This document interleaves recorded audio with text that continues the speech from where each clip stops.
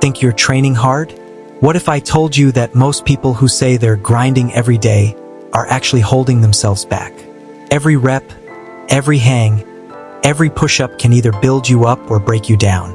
Welcome to a day in the life of a calisthenics addict, where every move counts and perfection isn't obsession, it's evolution. But here's the truth, even the most dedicated athletes mess up the basics, and that's what we're fixing today. You wake up, hit the park, and the first thing you do? Straight into pull-ups.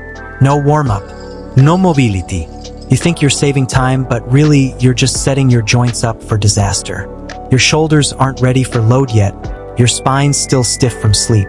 Here's the fix: before any calisthenics session, prime your body like an engine. A simple 5-minute warm-up with shoulder circles, scapular push-ups, deep squats, and arm swings fires up your nervous system. Think of it like unlocking the developer mode of your body. Your joints move better, muscles activate deeper, and your form levels up. That tiny scapular movement right there, that's your secret weapon against shoulder pain. Now, this is where most people go wrong. They confuse movement with control. Let's start with push-ups. Most people drop down fast, elbows flaring out, core sagging, basically turning a strength move into a shoulder shredder. Try this instead: hands slightly outside shoulder width, elbows at about 45 degrees. Engage your core like you're bracing for a punch, lower slow, and push through the floor like you're trying to launch it into space. See that difference? One builds strength, the other builds bad habits. And with pull-ups, if you're jerking your way up using momentum, stop. You're not training your back, you're training gravity.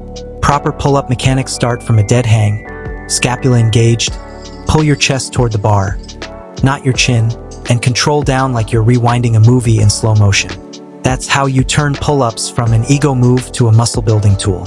Now here's where the real addicts separate themselves.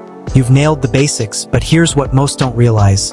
Form isn't static, it evolves as your control grows. When you train calisthenics daily, fatigue builds up, and that's where micro-adjustments save you. In handstands, everyone focuses on balance, but true control comes from core compression and shoulder stacking. Imagine your core like the base of a skyscraper. If the foundation shifts even slightly, everything above starts wobbling. That's why your hollow body shape is everything.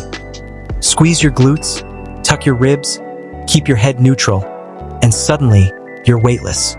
When you're training levers or planches, remember this: power comes from tension, not momentum. Lock in your scapula, breathe through your core, and move like every inch matters, because it does. After a full day of training, most people just leave, no cooldown, no recovery.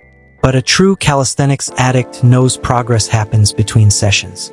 Stretch your lats, mobilize your wrists, get the blood flowing, and your next session will feel like you leveled up overnight. And mentally, don't chase perfection, chase awareness. Every rep, every hang, every hold is feedback. You're learning your body in 3D. That's the real flex. So next time you train, remember, it's not about how many reps you do, it's about how flawless each one feels. Now here's your challenge.